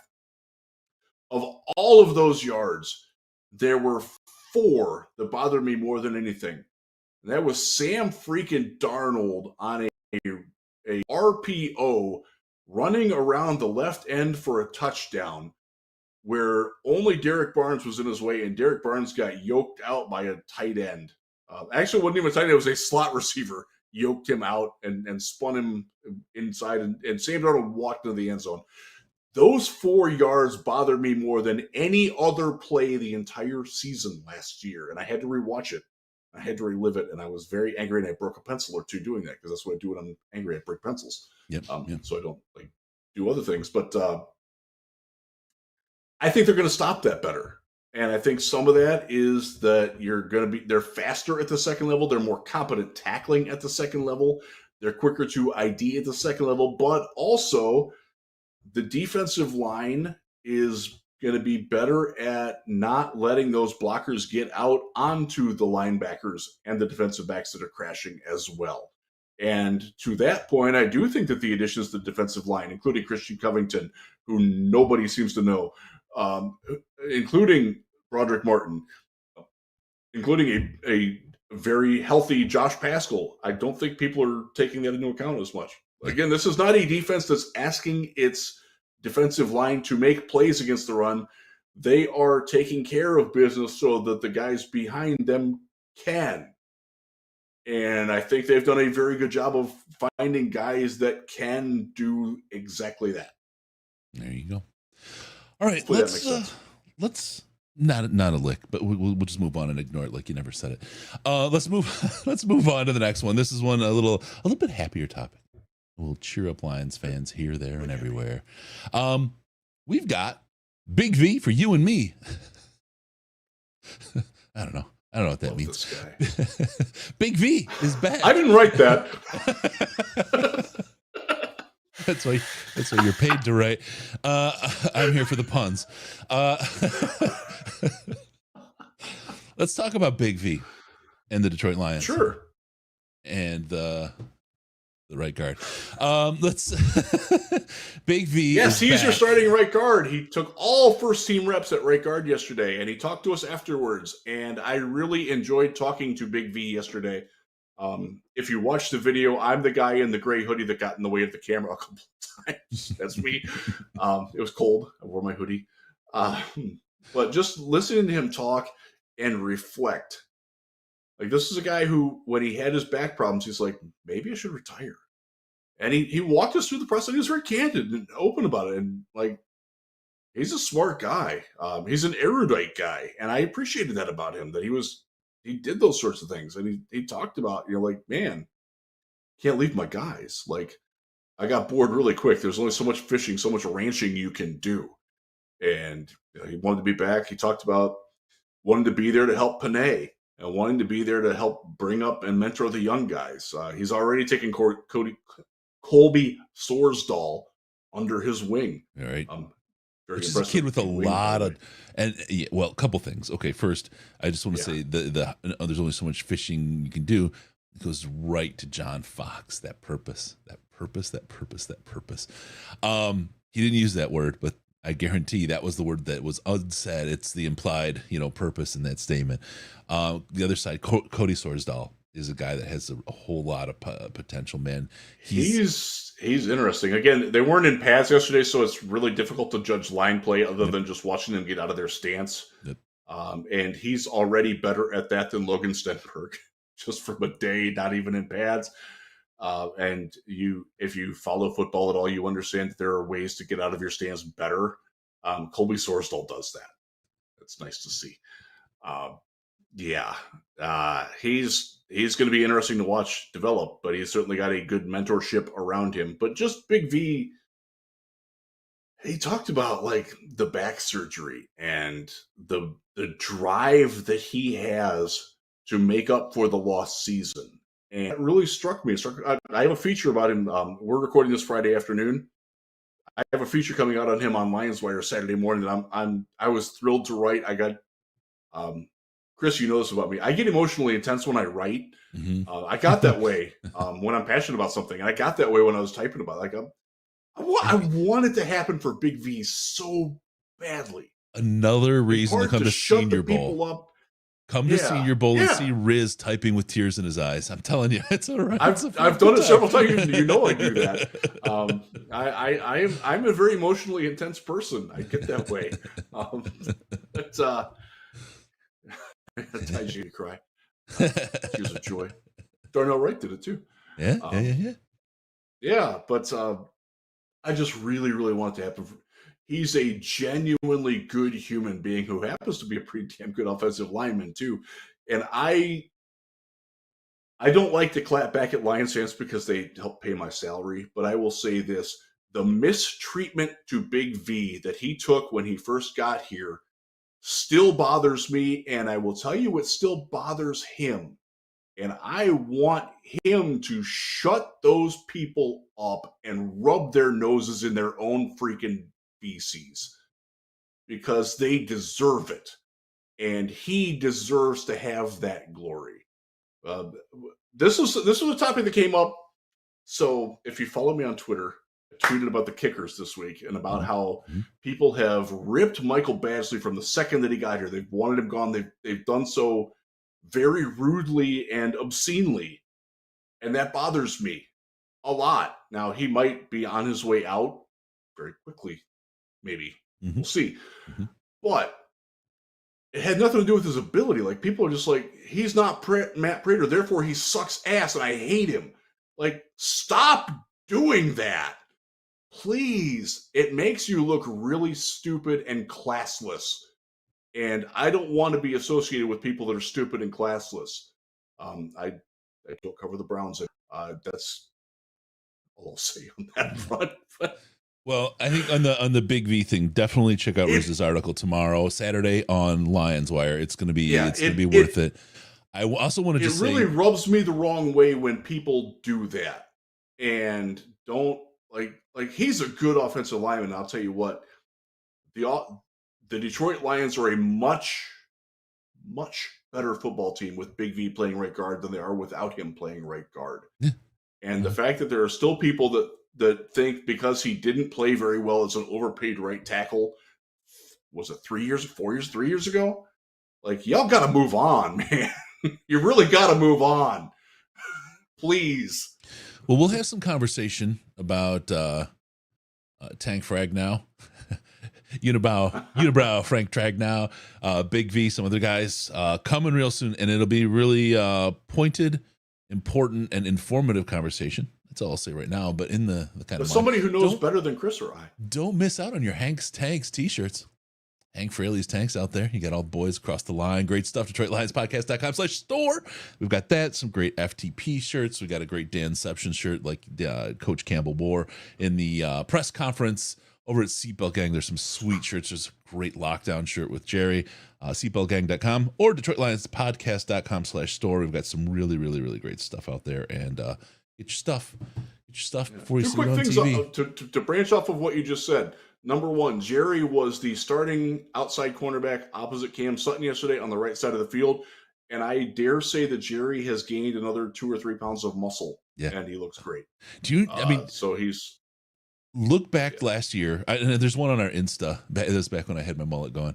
When we had Jerry at the training camp party last year, and just there's this. So if anyone watched Drew and Mike or listened to Drew and Mike back in the day, they had a Bruce Lee quote from one of his movies, and I will never forget it. It goes through my mind all the time. It's, oh, what rippling muscles, because that's exactly what was there in Jerry. Jerry's a special cat. I mean, like we said, man, Jerry, you know it. Yeah, my guy, boy, and he was talking like 7% body fat, like incredible shape he is. Yeah, he has a chip, brother. He has a chip on his shoulder. Don't mess with Jerry. I'm just telling you, don't mess with him.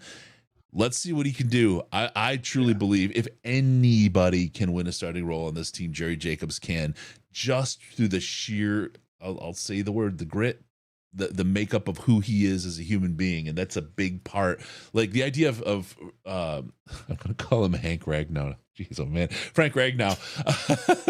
I've just messed the whole thing up now. The grit that he has playing through that toe last year, and as long as he's going to play, he's going to be playing through that injury. It's a different kind of person to be able to just go day in and day out through that kind of pain and keep at it.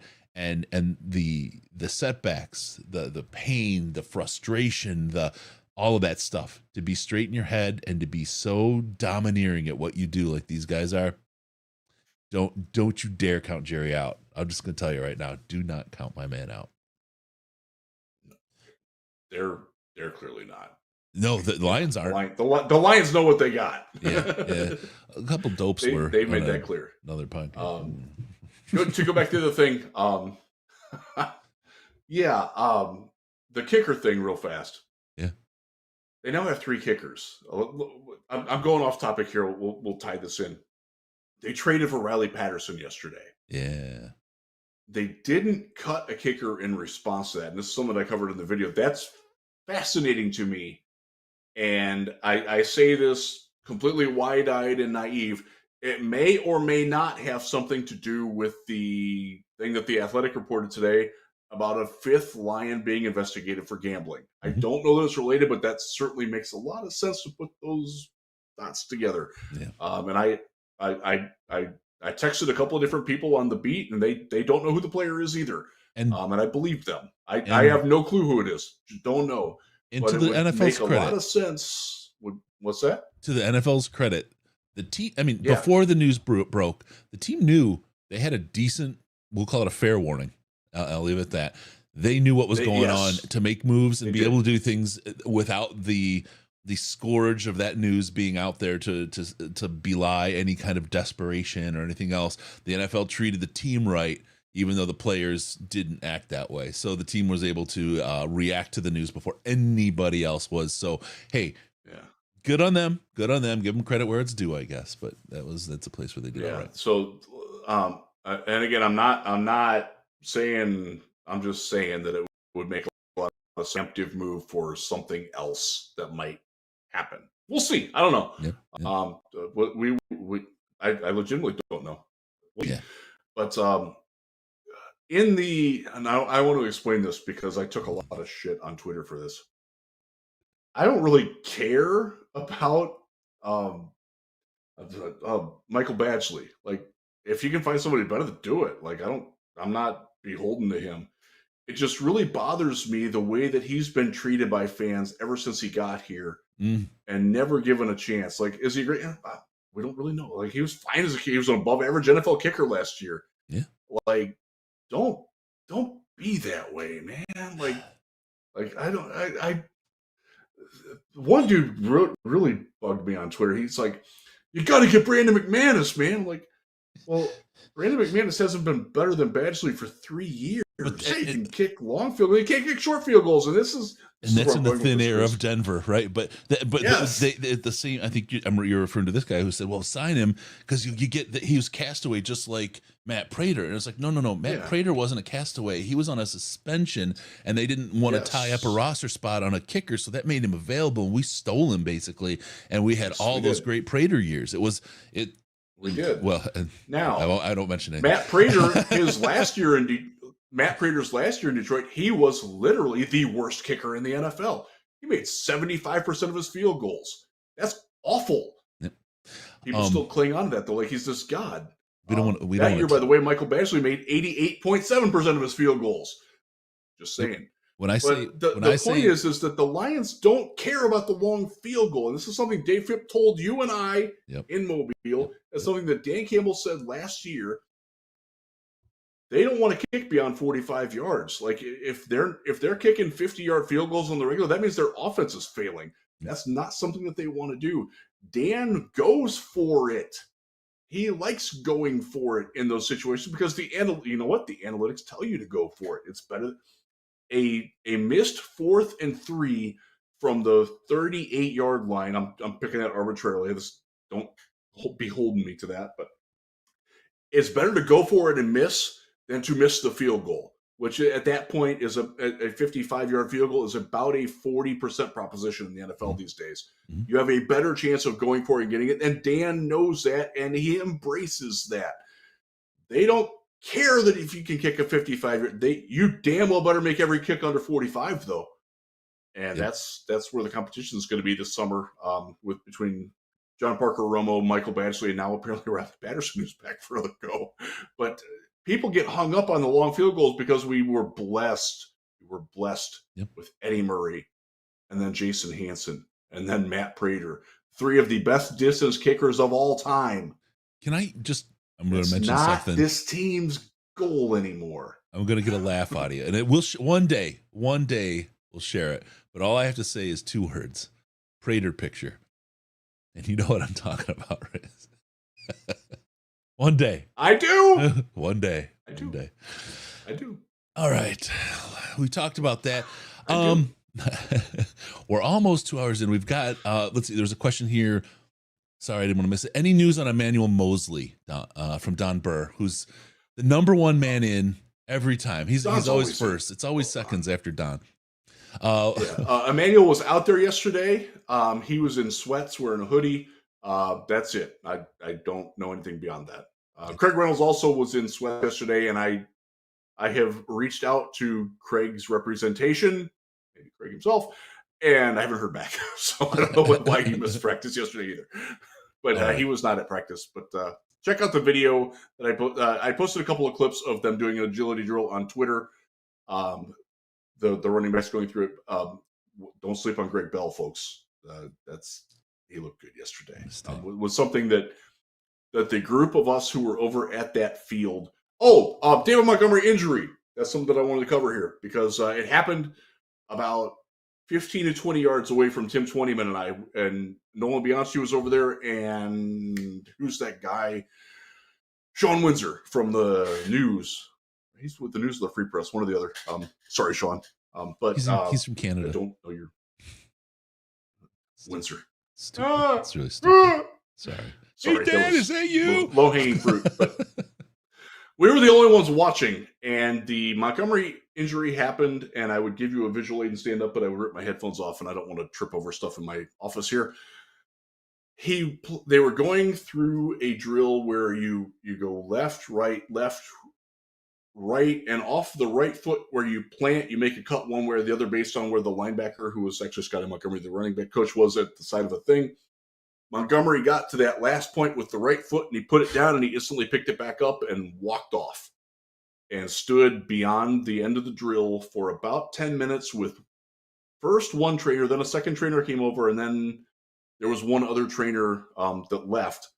He walked off the field, and if you didn't know that he was injured, you would not know it by the way he walked. He did not have a limp, favor it very much. I compare and contrast that to Rodrigo. I did Rodrigo's happen out at the other field. Rodrigo, when he walked off, was under the support of two trainers and was very clearly limping badly. Mm-hmm. And I don't know the mechanism for it, but my take on it as somebody who did in fact stay at a Holiday Inn this past weekend, Holiday Express weekend, in Columbus. Great hotel, by the way. If you're ever in Columbus, got to recommend this real fast. The Holiday Inn Express at the airport is fantastic. Great place to stay. You would have thought it was like a Hilton Garden Inn or something. It was very good. Free plug for them. And shout out to Keisha at the desk. She's yeah, but Montgomery, it looked like he tweaked his calf. And again, that's my uneducated.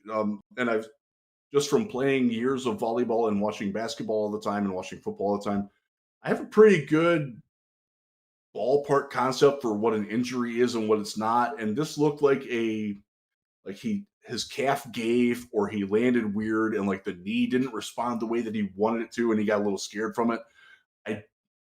I don't think he tore his Achilles. I don't think he tore anything in his foot. I think it's a minor thing that's probably going to keep him out until mandatory minicamp in a couple of weeks. Like they have OTAs next week. We have 1 day of open OTAs next week. It's Thursday. I'll be there again. I don't expect him to be there, but just out of an abundance of precaution. Rodrigo, I don't know, but it did not look as good, and that's somewhat troublesome to me. Yep. But there's my diversion. Back on topic.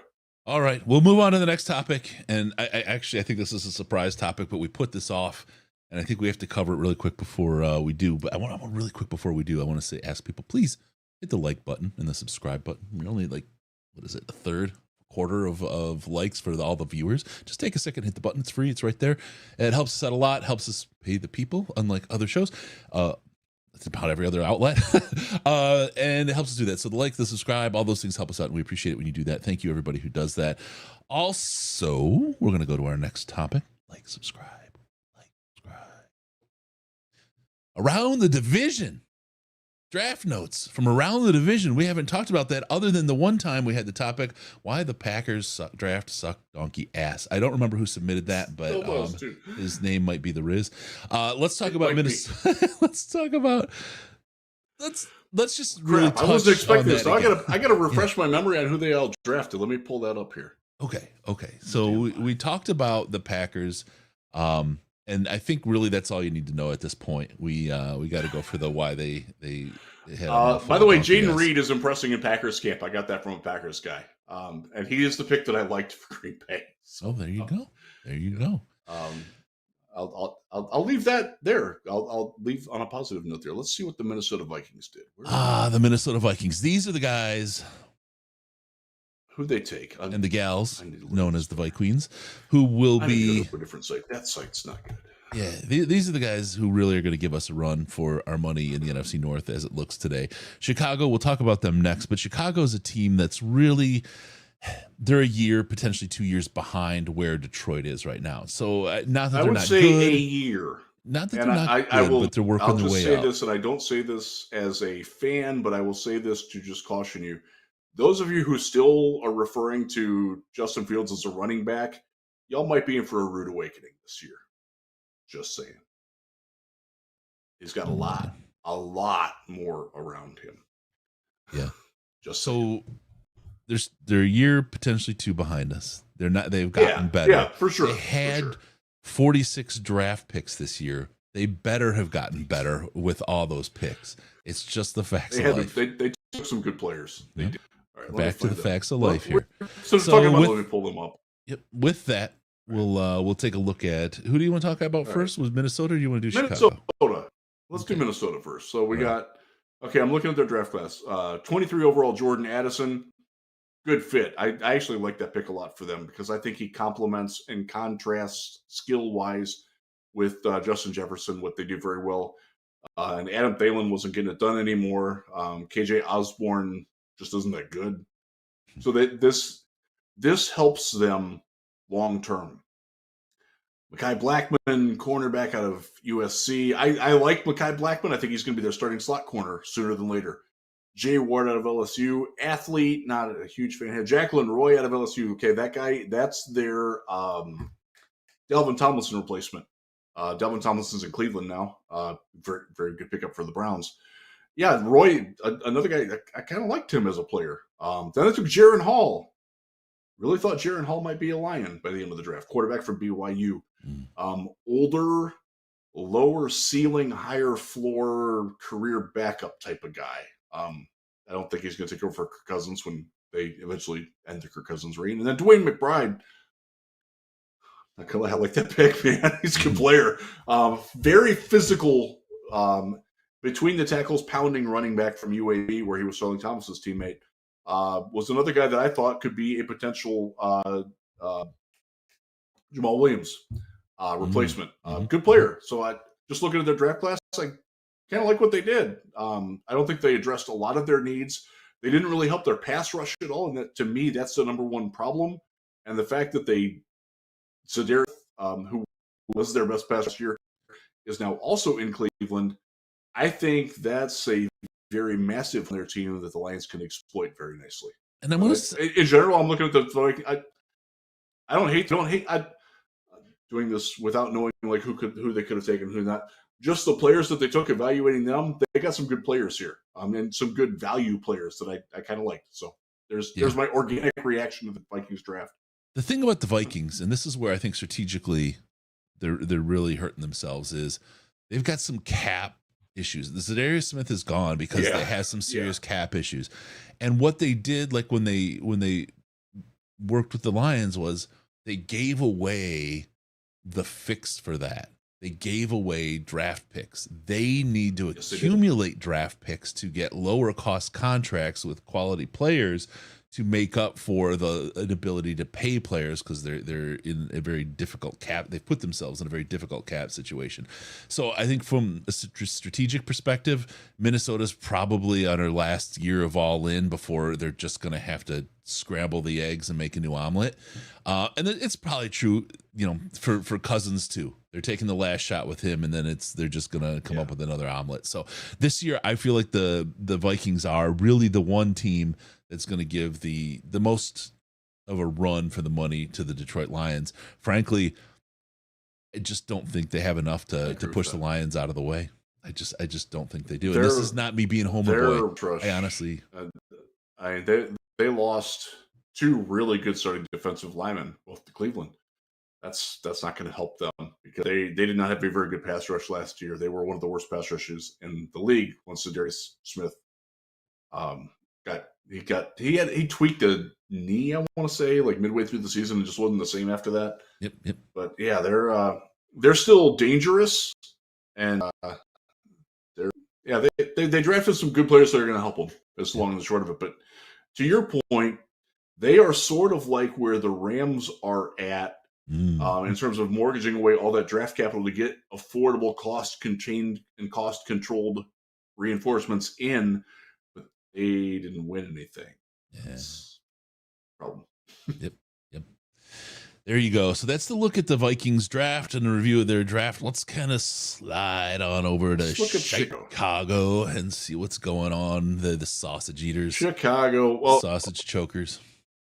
We know that took Darnell Wright. He's a good player. He is their best offensive lineman day one. And that's been reinforced by people that I know who have seen them day one. He's going to be good, folks. He will be an interesting. Looking forward to Whedon Hutchinson and Darnell Wright do battle, because I think that's going to be a fun battle. Aiden's going to win some. I think Darnell's going to win some. Let's look at the rest of the draft. Yeah. Gervon Dexter, big guy from Florida, under in college, 5-star recruit, played like a 3-star. Not sure that's changed. That's one of those things where, like, this is one of the places where you could potentially have a real knock on Hooker. Guys that are older tend to play better against competition that's younger. So you get a lot of these guys that are 5-star recruits, but they're, they spent 2 years into kindergarten and started late, right? I mean, they're playing against different kind of competition. And as the competition level increases, it now becomes less about that age difference and more about the true talent. And that's one of the fears you have with those kind of recruits coming in. It's a lot what you see a lot when you see a 5-star recruit play like a 3-star guy when he gets to college. Yeah. Brian Breesy was a good example of that. Yeah. He's in our division, but he's a great example of that, actually. Tyreek Stevenson, the guy that the Lions, cornerback from Miami of Florida, that the Lions did have some interest in. They took him in the second round, 56 overall. He'll compete. Solid player. I wasn't him. Draft evaluators were. I will tout my draft wire hat here. Next guy they took, I like Zach Pickens, defensive tackle out of South Carolina. Zach with 2 C's, which caught me as weird. Chris, we saw him with a good player, good interior utility guy. Not necessarily a difference maker, but if like he's your third defensive, you're doing okay. Yeah. And that might be his role. He might be playing above that a little. Roshan Johnson, another guy that I thought could take Jamal Williams' spot. Look, this guy didn't get enough love because he was Bijan Robinson's backup at Texas. Mm-hmm. Dude can play, and Riz has it. The first running back at Senior Bowl. He broke his hand, played through it, finished that practice with a broken hand. You never have known it. He really is. Riz is having internet issues. He showed me before we started the truck down the street doing the work on the cable. I think they might be cutting it right now as we broadcast. Somebody snapped that screenshot. Hi Riz, you look like you're back. Oh wait, nope. He's just fixing the screenshot. All right, we will take it with that. We're in a good spot. AI is taking over Riz. Here, that's the secret, Alex. He's been AI since the very, very beginning. Riz's ISP owes him for all the memes they've created. They owe me. All right, we'll do that. We'll call that a show. Maybe Riz will be back in time to talk about his ear holes. But remember, don't forget about us on Patreon. Patreon.com/Detroit Lions Podcast.